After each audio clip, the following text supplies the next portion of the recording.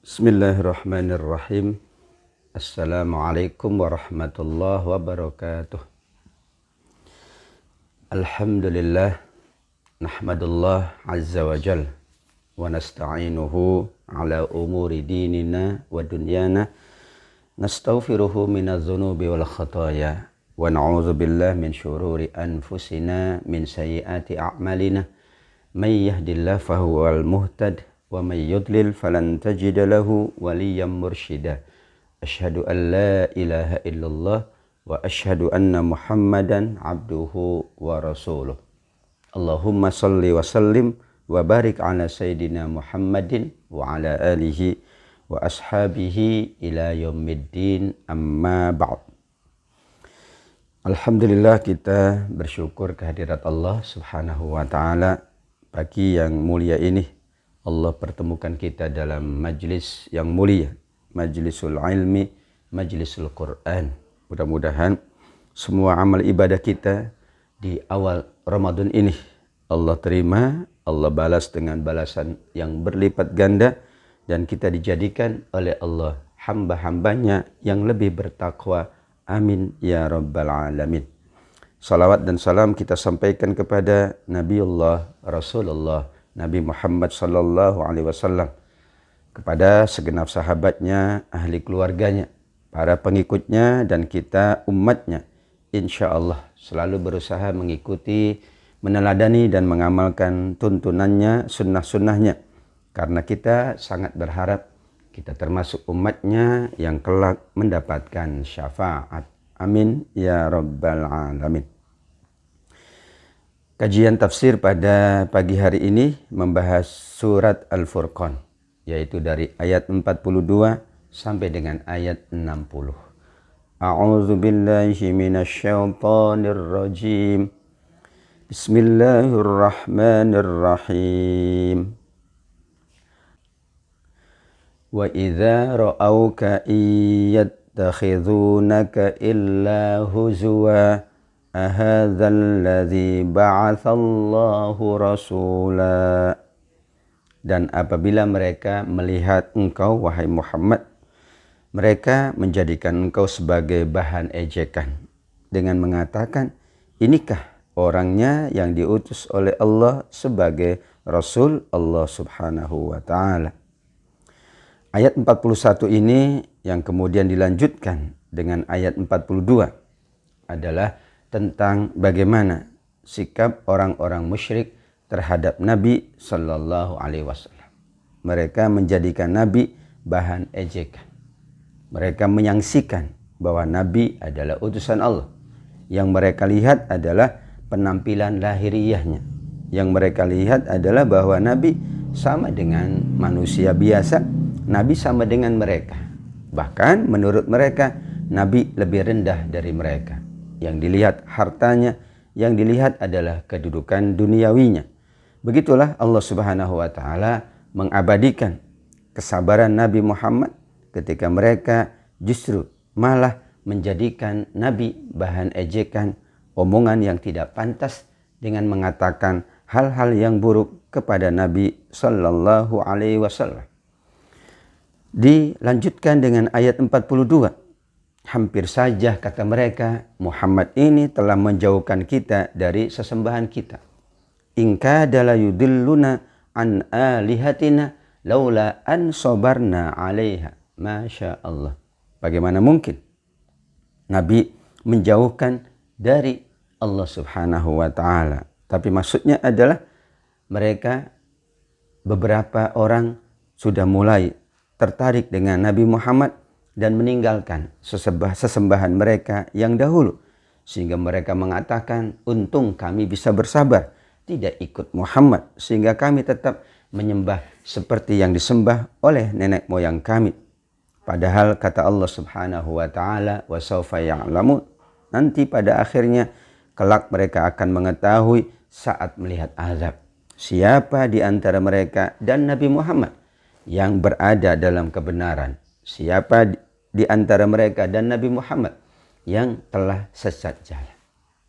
Selalu peringatan Allah kepada mereka, orang-orang musyrik, adalah tentang al-azab, tentang nasib mereka di yaumil qiyamah kelak. Karena itulah keputusan, karena itulah ketentuan, dan itulah al-jaza, balasan dari Allah Subhanahu wa taala. Sulit memang memberikan penilaian saat di dunia. Sulit memang kita menetapkan seseorang saat di dunia. Namun yang paling pasti ketetapan Allah adalah ketetapan yang paling akhir, yaitu pada saat semua manusia berada di alam akhirat. Tentang Nabi juga demikian. Mereka masih mengatakan Nabi seorang yang tidak memberikan kebaikan, malah menjauhkan mereka dari sesembahan mereka. Mereka pula mengatakan perkataan yang buruk kepada Nabi. Maka jawabannya adalah saat nanti mereka melihat azab, maka mereka akan mengetahui siapa sesungguhnya yang berbuat baik, siapa sesungguhnya yang mengajak kepada kebaikan, siapa yang berada di atas jalan kebenaran, ridha Allah, dan siapa yang telah sesat jalannya sepanjang menjalankan kehidupan dunia. Jawaban yang kedua dari Allah Subhanahu wa taala atas mereka yang memperolok Nabi, ara'aita manittakhadha ilahahu hawa. Mereka dikategorikan orang yang hanya mempertuhankan nafsunya. Mereka hanya memperturut nafsunya. Sehingga Nabi SAW diberikan oleh Allah jaminan, afa anta takunu alaihi wakila, engkau tetap akan mendapatkan perlindungan dari Allah. Karena siapapun yang diutus oleh Allah, berarti dia adalah orang yang dilindungi oleh Allah Subhanahu wa taala. Sehingga tidak boleh Nabi berkecil hati mendapatkan perilaku yang buruk dari mereka. Nabi tetap mengajak mereka, membimbing mereka kepada jalan yang diridhoi oleh Allah. Dan Allah yakinkan Nabi bahwa Allah adalah pelindungnya, wakilnya. Allah Subhanahu wa taala akan tetap memberikan perlindungan kepada Nabi. Begitulah Allah menenangkan nabinya. Begitulah Al-Quran mengingatkan kepada para nabi, termasuk Nabi Muhammad, bahwa Allah akan senantiasa menjadi pelindung nabi-nabinya, utusan-utusannya yang mengajak kaumnya kepada jalan kebaikan, jalan kebenaran. Jawaban yang ketiga terhadap mereka yang memperolok Nabi di ayat 44. Am tahsabu anna aktsarahum yasma'un aw ya'qilun. Allah mempertanyakan, apakah mereka ini tidak mendengar? Apakah mereka ini tidak memahami? Jika mereka tidak mendengar, jika mereka tidak memahami, maka itulah manusia-manusia yang Allah kategorikan kal an'am balhum adallu sabila. Seperti hewan ternak, bahkan lebih sesat dari hewan ternak, lebih buruk dari hewan ternak. Karena hewan ternak mengikuti apa yang diperintahkan oleh penggembalanya. Hewan ternak pun mengikuti apa yang disuruh oleh penggembalanya, pemiliknya. Sedangkan manusia yang tidak mengikuti apa yang dikatakan oleh pemiliknya, yaitu Allah, berarti mereka lebih buruk dari hewan, lebih sesat dari hewan. Am tahsabu anna aktsarahum yasma'un aw yaqil. Tidak mendengar dan tidak mau berfikir menjadi tanda bahwa mereka tidak mendapatkan hidayah dari Allah Subhanahu wa taala. Ayat ini dikaitkan oleh Imam Ibnu Katsir dengan surat Al-A'raf ayat 179.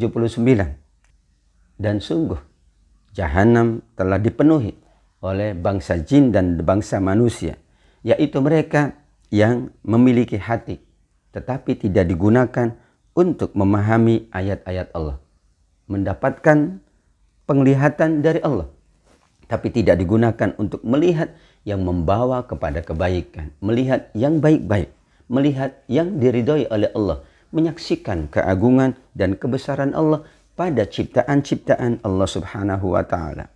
Mereka pula diberi oleh Allah pendengaran tapi tidak digunakan untuk mendengar hal-hal yang baik. Karenanya mereka lebih sesat dari hewan ternak, dan itulah ulaika humul ghafilun. Mereka adalah orang-orang yang lalai dari mengingat Allah Subhanahu wa taala. Na'udzubillah min dzalik. Kita berlindung kepada Allah dari perilaku seperti mereka, dari sikap mereka yang tidak mau mendengar hal-hal yang baik, tidak mau memikirkan ya hal-hal yang baik. Bahkan mereka cenderung untuk selalu mengatakan hal-hal yang buruk. Karenanya mereka disamakan oleh Allah. Kal an'am, ibarat binatang ternak. Bahkan mereka lebih sesat, kata Allah Subhanahu wa ta'ala, dari hewan ternak. Ayat 45 dan ayat-ayat berikutnya adalah berbicara tentang beberapa tanda-tanda, bukti-bukti kekuasaan Allah yang wajib diperhatikan oleh manusia, hamba-hamba Allah. Alam taro ila rabbika, tidakkah engkau memperhatikan sekian banyak ciptaan Tuhanmu? Di antaranya bagaimana dia memanjangkan dan memendekkan bayang-bayang. Dikaitkan dengan matahari. Dari matahari ada bayang-bayang. Bayang-bayangnya kadang panjang, bayang-bayangnya kadang pendek. Semuanya adalah untuk mengatur kehidupan manusia. Di awal pagi bayang-bayangnya berbeda ketika di tengah hari. Di tengah hari pun bayang-bayang dari sinar matahari berbeda dengan sore hari, petang hari.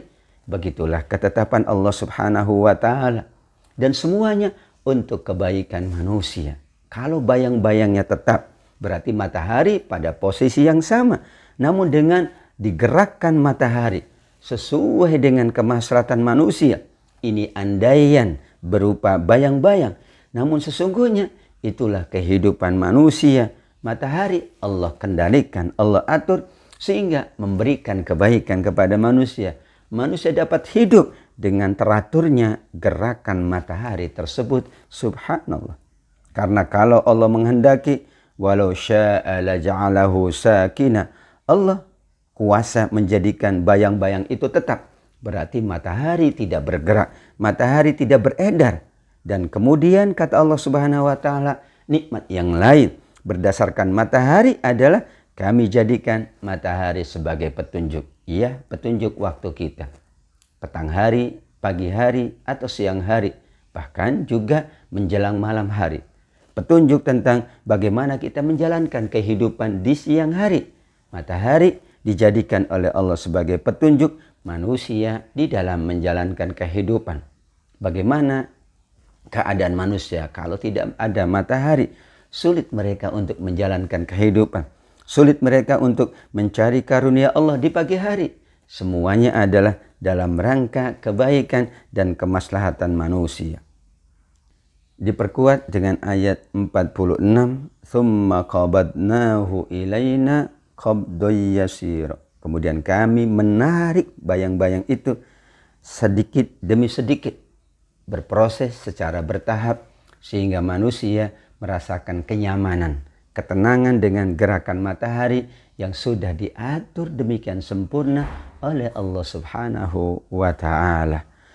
Tanda kekuasaan Allah berikutnya yang kedua yang ada di akhir surat Al-Furqan, yaitu di ayat 47 adalah Allah menjadikan malam sebagai pakaian.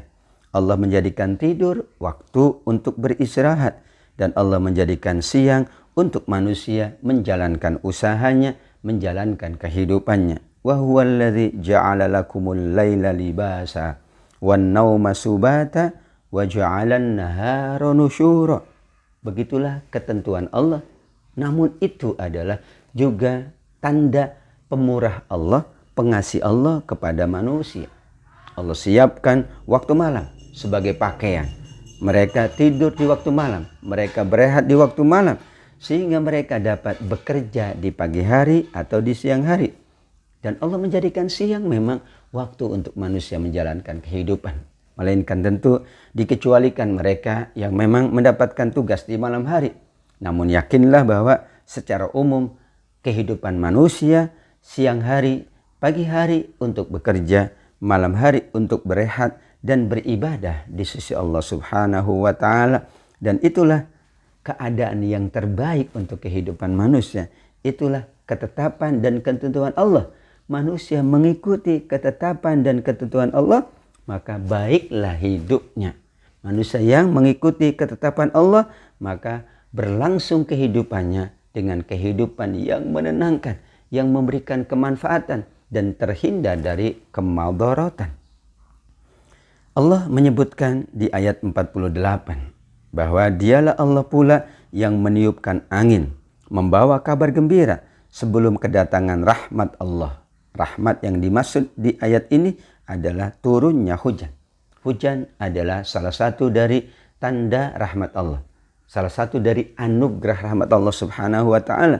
Karena dengan hujan maka banyak sekali nikmat-nikmat Allah. Salah satunya yang disebut di ayat 48, dengan hujan ini maka kami turunkan air yang bersih, air yang suci dan mensucikan. Air hujan boleh untuk berwudu, boleh untuk mandi. Air hujan adalah air yang sangat bersih, air yang sangat jernih. Allah subhanahu wa ta'ala menurunkan hujan untuk kebutuhan manusia, untuk kebutuhan hewan ternak. Bahkan dengan turunnya hujan maka bumi menjadi subur. Kalau bumi subur, maka kemudian manusia mendapatkan banyak manfaat. Tumbuh-tumbuhan akan tumbuh dengan baik. Demikian juga pertanian manusia, perkebunan manusia akan tumbuh dengan subur. Dan itu adalah kemanfaatan pula untuk manusia. Kemanfaatan pula untuk hewan ternak. Sebagian hewan ternak adalah memakan makanan yang juga berada di atas bumi Allah subhanahu wa ta'ala. Linuhyiya bihi baldatan maita. Dengan air hujan itu, kata Allah, kami menghidupkan negeri yang tandus, negeri yang mati. Suburlah tanahnya dengan air hujan. Manusia amat sangat membutuhkan air hujan untuk semua kehidupannya. Itulah tanda dari nikmat Allah untuk manusia. Kami beri minum kepada sebagian yang telah kami ciptakan, yaitu hewan ternak, demikian juga manusia yang banyak. Dengan air hujan, manusia mengolahnya menjadi berbagai jenis minuman. Masya Allah. Dan itulah merupakan kekayaan dari bumi kita. Dan berarti kekayaan dan kemahakayaan Allah subhanahu wa ta'ala. Ayat berikutnya berbicara tentang juga tanda kekuasaan Allah. Sungguh, kata Allah, kami pergilirkan hujan itu di antara mereka agar mereka mengambil pelajaran. Kadang di satu wilayah turun hujan, di wilayah yang lain tidak Allah turunkan hujan. Kadang Allah turunkan hujan, kadang Allah berhentikan hujan. Semuanya, kata Allah, dipergilirkan agar manusia mengambil pelajaran. Ketika mendapatkan turunnya hujan, manusia mengambil pelajaran untuk memanfaatkannya. Ketika tidak turun hujan, manusia pula mengambil pelajaran betapa mahalnya karunia Allah yang bernama air hujan. Manusia bersabar karenanya, manusia bermohon kepada Allah. Bahkan ada permohonan untuk diturunkan hujan dalam bentuk sholat yang kita kenal dengan sholat istisqa. Sholat memohon hujan. Subhanallah. Allah tuntun. Nabi tuntun bagaimana jika kemudian lama tidak turun hujan. Sebagaimana terjadi di masa Nabi, beberapa lama tidak turun hujan. Maka Nabi mengajak para sahabatnya, bahkan diminta para sahabat membawa hewan ternak ke lapangan. Mereka menunaikan sholat istisqa, sholat memohon hujan. Mereka pula memperbanyak istighfar kepada Allah. Sebagaimana Allah berfirman di surat Nuh ayat 10, kemudian ayat 11 sampai dengan ayat 12. Faqultu astaghfiru rabbakum innahu kana ghaffara. Nabi Nuh menyampaikan kepada kaumnya, perbanyaklah kalian memohon ampun kepada Allah, beristighfar. Jika kalian lakukan, sungguh Dia, Allah yang Maha Pengampun, akan menurunkan hujan kepadamu dengan lebat, memperbanyakkan harta dan anak-anakmu, mengadakan untukmu kebun-kebun, juga sungai-sungai yang sangat banyak. Di sini Imam Hasan Al-Basri menyebutkan bahwa di antara solusi seseorang saat kekeringan, saat kesulitan, saat ada masalah adalah dengan memperbanyak istighfar kepada Allah Subhanahu wa ta'ala. Diceritakan beberapa orang datang kepada tabi'in Hasan Al-Basri. Ada yang mengadukan persoalannya, lama tidak berketurunan, lama tidak dianugerahkan keturunan oleh Allah. Yang lain mengadukan kekeringan, musim kemarau yang panjang. Sedangkan muridnya yang lain pula datang mengadu persoalan-persoalan yang melibatkan hartanya. Demikian sekian banyak orang datang meminta pandangan, meminta jawaban, meminta solusi dari Hasan al-Basri. Jawaban beliau adalah ayat 10 sampai dengan ayat 12 surat Nuh, memperbanyak istighfar kepada Allah Subhanahu wa taala.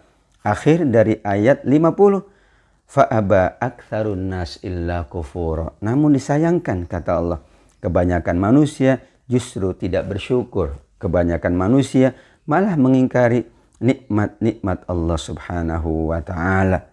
Karenanya inilah kemudian Allah Subhanahu wa taala mengingatkan manusia di ayat 51. Sekiranya kami menghendaki, maka kami akan utus seorang yang memberi peringatan pada setiap negeri. Maksudnya inilah kehendak Allah. Inilah ketetapan Allah. Allah menetapkan satu negeri, Allah siapkan utusannya, Allah siapkan nabinya atau rasulnya. Karena Allah amat sangat maha pemurah. Nabi dan utusan Allah inilah yang membimbing, yang mengajak. Dengan bimbingan Nabi, manusia hidupnya lebih baik. Dengan bimbingan Nabi, manusia menjalankan hidupnya dengan sebaik-baiknya. Dunianya mereka dapat dengan kesejahteraan dan keberkahan. Akhiratnya juga mereka dapat. Karena mereka diselamatkan dari azab Allah. Mereka pula layak mendapatkan surga Allah Subhanahu wa ta'ala. Maka keberkahan sejati adalah banyaknya orang-orang soleh. Keberkahan dahulu Allah utus nabi-nabinya. Dan nabi-nabi adalah manusia mulia, manusia yang taat, manusia yang soleh. Allah perintahkan kepada nabinya agar kemudian tidak mentaati orang-orang yang kufur. Dan selalu berusaha berjuang terhadap mereka dengan Al-Quran. Yaitu Al-Quranlah yang dijadikan panduan. Al-Quranlah yang disampaikan kepada kaumnya. Sehingga mereka dekat dengan Al-Quran. Mereka mendapatkan rahmat dari Al-Quran. Bahkan inilah janji Nabi SAW. Iqra'ul Quran. Fa'innahu ya'ti yawmal qiyamah syafi'an li ashabihi. Bacalah Al-Quran. Nanti Al-Quran datang pada hari kiamat memberikan syafaat kepada sahabat-sahabat Al-Quran. Yaitu para pembacanya, para penghafalnya, para ulama-ulama Al-Quran yang memberikan kebaikan-kebaikan, memberikan ilmu-ilmu Al-Quran. Dan Al-Quran adalah kebaikan yang paripurna untuk dunia manusia dan untuk akhirat manusia pula. Setelah itu di ayat 53 kembali Allah mengingatkan beberapa tanda-tanda kekuasaannya. Wa huwallazi marajal bahrain hadza azfun furat wa hadza milhun ujaj wa ja'ala bainahuma barzakhaw wa hijran mahjura. Ayat ini dikaitkan dengan surat Ar-Rahman ayat 19 dan ayat 20. Marajal bahraini yaltaqiyan bainahuma barzakhul la yabghiyan. Kedua ayat ini dikategorikan mengandung nilai ilmiah. Tafsir ilmi yang disampaikan oleh para ulama tentang kedua ayat ini yang maknanya sama, mengingatkan tentang tanda dan bukti kebesaran Allah. Dialah Allah yang membiarkan dua laut mengalir berdampingan. Yang satu tawar, layak untuk dikonsumsi dan segar. Sedang ada air laut lain yang sangat asin lagi pahit. Namun kedua-duanya adalah untuk kemanfaatan manusia. Manusia membutuhkan air yang bersih, namun juga membutuhkan air yang asin. Dan kedua-duanya adalah sesuatu yang dibutuhkan oleh semua manusia. Dan dia jadikan antara keduanya dinding dan batas yang tidak tembus. Masya Allah wa subhanallah. Para ilmuwan mengkaji bahwa betul ada air sungai yang Allah jadikan sebagai segar dan tawar. Tapi ada air laut yang Allah jadikan asin lagi pahit. Kedua-duanya tidak bercampur, padahal berasal dari sumber yang sama. Bahkan ada beberapa ilmuwan yang menyampaikan, yaitu ada samudra, yang di situ ada birir, ada penghalang. Yang satu rasanya betul-betul segar, dan yang satu rasanya adalah asin. Padahal satu samudra, satu laut. Namun begitulah hijram mahjuro, ada pembatas yang menjadikan mereka tidak bercampur dan itu tanda kekuasaan Allah Subhanahu wa taala. Dan karena ada dua jenis air, maka ikan-ikannya pun berbeda antara satu laut dengan tempat yang lain. Air yang segar, yang tawar, ikannya berbeda dengan ikan yang berada di air asin. Sehingga disitulah sungguh maha benar Allah Subhanahu wa ta'ala, maha kuasa Allah mencipta dua hal yang berbeda tapi berada dalam satu tempat. Kedua-duanya untuk kemaslahatan dan kebaikan manusia. Dua-duanya memberikan manfaat yang berbeda kepada manusia dan manusia membutuhkannya. Subhanallah. Itulah di antara tafsir ilmi, tafsir yang mengisyaratkan sisi ilmiah yang dikaitkan dengan fenomena kehidupan atau fenomena alam. Dalam hal ini fenomena air laut dan air sungai atau air sumur. Kedua-duanya benar dari sumber yang sama, dari air hujan. Namun Allah Subhanahu wa ta'ala maha kuasa untuk menjadikan yang satu tawar, yang satu adalah asin. Kehidupan di air tawar berbeda pula dengan kehidupan di air yang asin. Itulah tanda kebesaran Allah Subhanahu wa ta'ala. Allah pula menyebut di ayat 54 tanda kekuasaannya yang lain, yaitu Allah menciptakan manusia dari air, maksudnya air mani. Manusia dijadikan dengan perantara air mani itu keturunan-keturunan dan musahharah, faja'alahu nasabaw wa sihra. Musahharah artinya adalah pernikahan. Dari pernikahan itu ada kemudian keturunan, dari pernikahan itu ada kekerabatan. Ada nasab, yaitu ikatan berdasarkan keturunan, tapi ada sihr, yaitu kekerabatan, kekeluargaan berdasarkan pernikahan. Kedua-duanya adalah merupakan keluarga besar. Seorang suami mendapatkan keturunan, anaknya dan keturunannya. Tapi dia punya sihr, yaitu punya kekerabatan berdasarkan pernikahan dengan istrinya. Karena istrinya ada keluarga dan seterusnya. Demikian sebaliknya para istri ada sihro dari keluarga suaminya. Dan itu adalah ikatan kekerabatan, ikatan kekeluargaan yang ditetapkan oleh Allah Subhanahu wa ta'ala. Keluarga inti atau keluarga dan ikatan keturunan, dan juga ada keluarga inti dari ikatan pernikahan seseorang dengan orang yang lain. Maka menyatulah dua keluarga besar, yaitu nasab dan kemudian sihra. Begitulah wa kana rabbuka qadira. Allah adalah maha kuasa untuk memperbanyak keturunan berdasarkan nasab maupun berdasarkan sihir. Ayat 55, begitulah keadaan manusia. Allah sampaikan berbagai macam tanda kekuasaannya, tanda keagungannya. Namun tetap saja manusia ada yang tidak menyembah Allah, malah menyembah selain Allah. Padahal kata Allah Subhanahu wa ta'ala, la yanfa'uhum, la yadurruhum, tidak memberi manfaat, tidak mendatangkan bencana. Dan begitulah orang-orang yang ingkar kepada Allah, selalu mencari jalan lain, selalu mencari cara lain untuk mereka mengelak dari mengabdi kepada Allah, menyembah kepada Allah.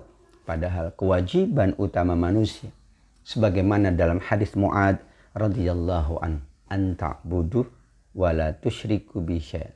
An ta'budallah, hendaklah manusia beribadah. Satu-satunya kewajiban manusia kepada Allah. Namun ketika manusia menjalankan kewajiban itu, kata Nabi, Allah Subhanahu wa ta'ala berkenan tidak mengazab mereka. Ketika manusia banyak beribadah, banyak mendekat kepada Allah, maka manusia diselamatkan oleh Allah Subhanahu wa ta'ala. Namun sebaliknya, sebagaimana ayat 55 tadi, manusia yang ingkar, tidak mau menyembah kepada Allah, malah menyembah selain Allah, tentu manusia ini akan diperlakukan oleh Allah dengan perlakuan yang setimpal sesuai dengan amal perbuatannya. Diingatkan oleh Allah di ayat 56 bagaimana kedudukan utusan Allah. Khususnya di sini adalah Nabi Muhammad sallallahu alaihi wasallam.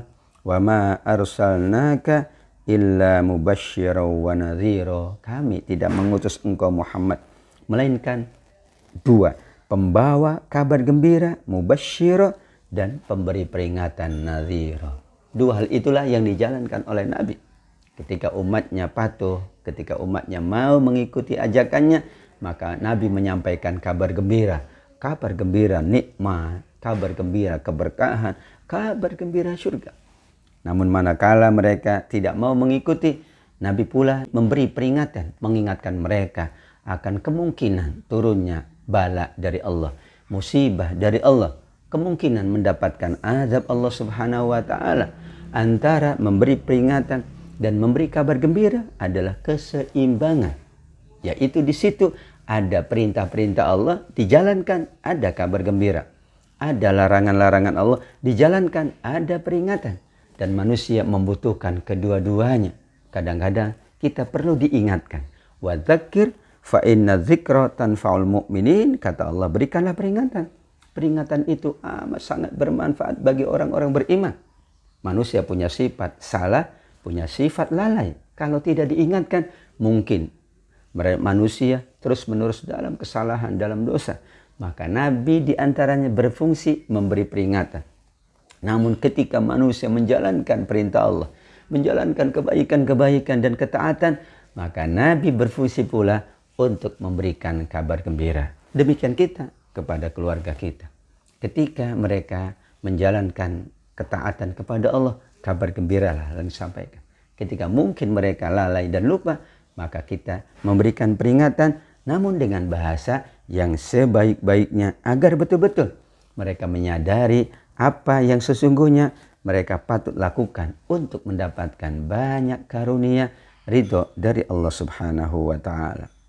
Allah mengingatkan tentang nabinya bahwa Nabi tidak pernah meminta apapun kepada kaumnya ketika Nabi menyampaikan risalah dari Allah Subhanahu wa taala.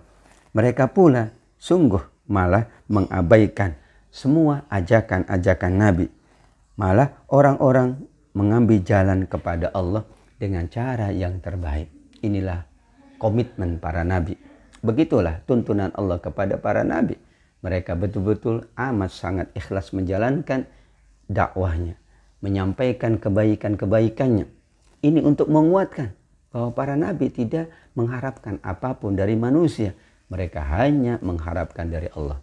Sehingga kalau ada ungkapan tentang nabi, bahwa nabi ini memang membutuhkan ini, membutuhkan itu, maka Allah bantah dengan ayat 57 bahwa tidak pernah Nabi meminta balasan kepada mereka. Cukuplah balasannya dari Allah Subhanahu wa taala.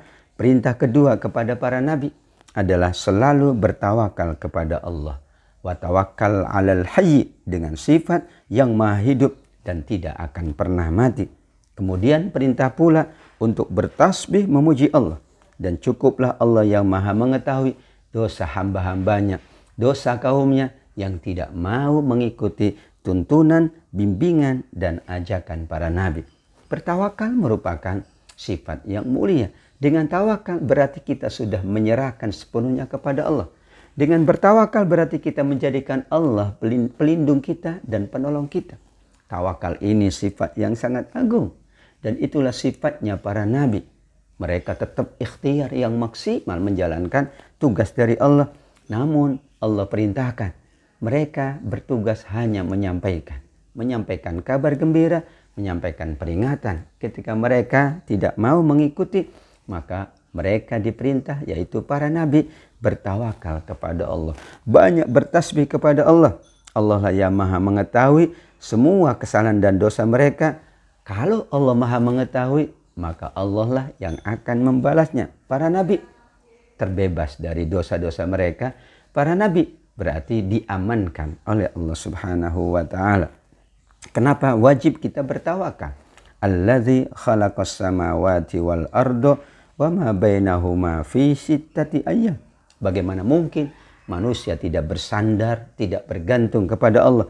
Dialah yang menciptakan langit dan bumi dan semua yang ada di antara keduanya dalam waktu 6 masa. Kemudian Allah bersemayam di atas arsy. Dialah yang maha pengasih. Maka tanyakanlah tentang Allah kepada yang lebih mengetahui. Jika kita ingin tahu tentang Allah, sifat-sifatnya, keagungannya, seluruhnya, Tanyalah, kata Allah, kepada nabiku Nabi Muhammad sallallahu alaihi wasallam, bukan malah bertanya kepada orang yang tidak tahu, apalagi bertanya kepada orang-orang musyrik yang memang tidak akan percaya kepada Allah Subhanahu wa taala. Inilah buktinya, manakala mereka orang musyrik diperintah bersujud, justru mereka malah mempertanyakan, wa mar-Rahman, siapa ini Ar-Rahman? Padahal mereka tahu Ar-Rahman adalah Allah yang Maha Pengasih. Mengapa kami harus sujud kepada yang Allah perintahkan kepada kami? Dan mereka malah menjauh dari kebenaran. Ayat 60 merupakan penutup dari ayat yang kita bahas pada pagi hari ini. Adalah ayat sajdah. Kita disunahkan untuk sujud manakala ada ayat sajdah. Ayat sajdah adalah ayat yang isinya perintah sujud, atau isinya adalah sujudnya semua makhluk Allah Subhanahu wa taala. Terkadang sujudnya malaikat-malaikat. Ada sujudnya hamba-hamba Allah Subhanahu wa taala manusia. Ada pula sujudnya seluruh makhluk yang lain selain manusia dan selain malaikat. Ayat sajdah disebut juga dengan sujud tilawah, yaitu sujudnya sujud tilawah, sujud atas bacaan yang di dalamnya ada ayat sajdah. Sepakat para ulama, hukumnya adalah sunnah muakkadah. Bisa kita sujud karena kita membacanya atau mendengar ayat yang dibaca oleh orang lain, dan itulah ketentuan dari Nabi sallallahu alaihi wasallam. Penutup ayat saja ini mengingatkan kita bahwa sesungguhnya Allah Subhanahu wa taala adalah satu-satunya yang wajib kita bersujud, yang wajib kita beribadah, dan sujud adalah tanda kita betul-betul merasakan kekecilan kita, merasakan kerendahan kita di hadapan Allah. Maka sujud adalah keadaan yang paling Allah cintai. Sujud adalah keadaan yang paling dekat antara seorang hamba dengan Tuhannya. Aqrabu ma yakunul abdu wa rabbihi wa huwa sajid. Nabi SAW menyebutkan, sungguh yang terdekat antara seorang hamba dengan Tuhannya ketika ia sujud. Fa'akthiru fihi doa. Karenanya perbanyaklah berdoa ketika kita sujud. Insya Allah kita tetap mampu menjalankan dan diberikan kemudahan oleh Allah untuk menunaikan kebaikan-kebaikan, menunaikan ketaatan, meningkatkan kesolehan kita, menambah amal ibadah kita, investasi untuk dunia kita, kebaikan-kebaikannya, dan untuk akhirat kita, kemuliaan-kemuliaannya. Amin ya rabbal alamin. Sadaqallahul aliyyul azim. Wassalamualaikum warahmatullahi wabarakatuh.